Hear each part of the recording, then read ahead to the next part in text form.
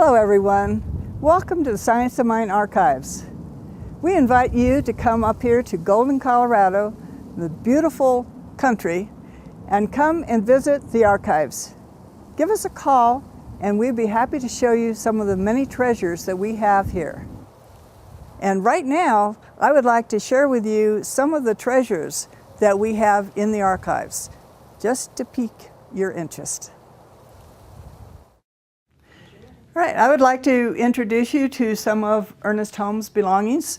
These were in his home, and these two chairs were in Reginald Armour's office in the Institute building.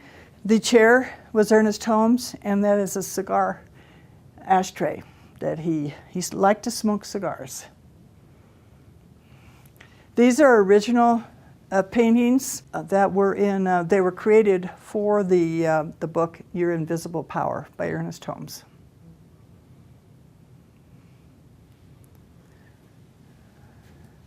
This room here is for rare and special books, and we have a few, and we keep all the originals of Ernest Holmes books here, plus the new ministers and people who are writing Science of Mind or New Thought books.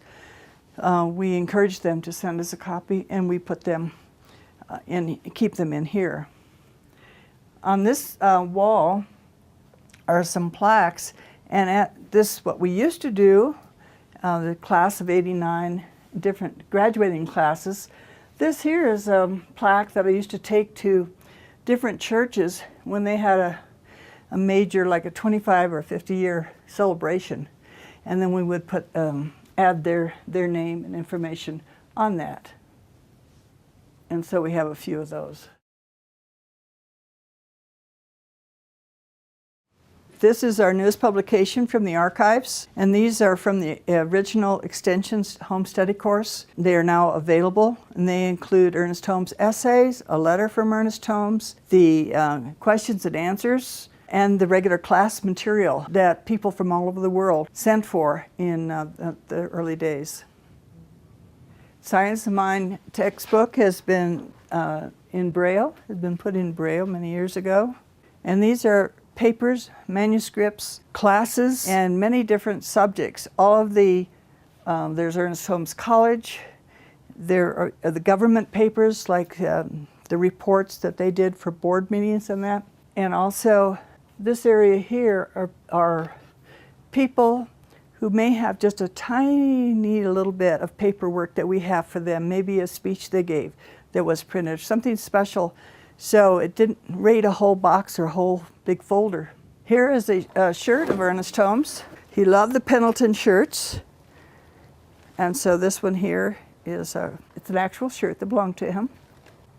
We have photographs, and like I say, the Sunday school material. Then on this side we have foreign language books.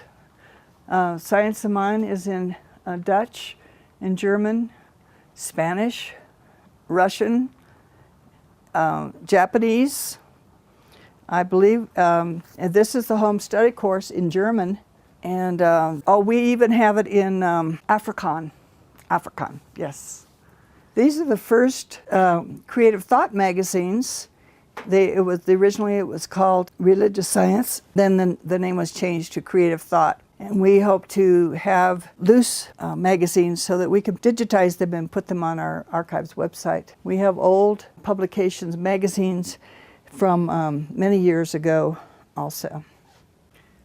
These are the first Science of Mind magazines. They began in October 1927 as then was called Religious Science, and then January 1930, I think it is, they changed the name to Science of Mind. And those are bound copies.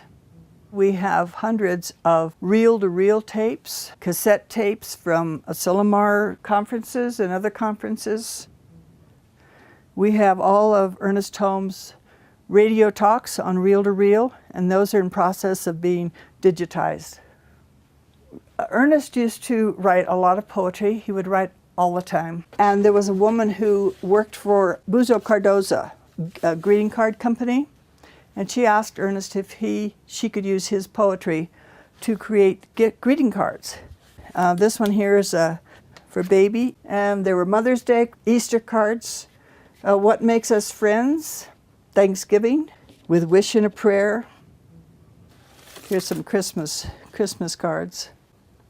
May Heaven Guard Your Happy Home by Ernest Holmes in his poetry. They're beautifully done. This one here says, a friend loveth at all times. We have this from Raymond Charles Barker. Let's see, presented to Raymond Charles Barker by Dr. and Mrs. Ernest Holmes in New York City in October of 1952, I think. And then one more up here. A print of the cover of the first religious science magazine that later became the Science of Mind magazine. There are a lot of very cherished artifacts here in the archives. So keep an eye on the archives website and you'll see what's coming up.